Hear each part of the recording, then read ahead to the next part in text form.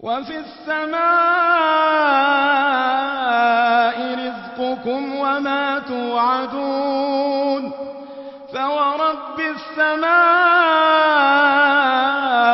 والأرض إنه لحق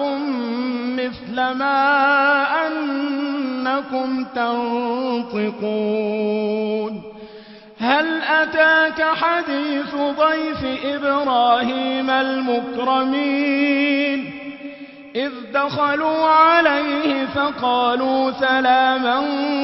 قال سلام قوم منكرون فراغ إلى أهله فجاء بعجل سمين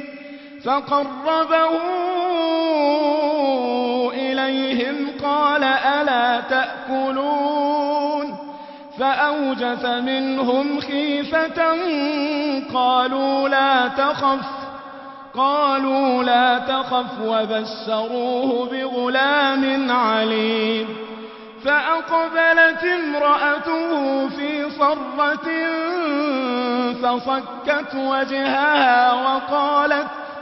فصكت وجهها وقالت عجوز عقيم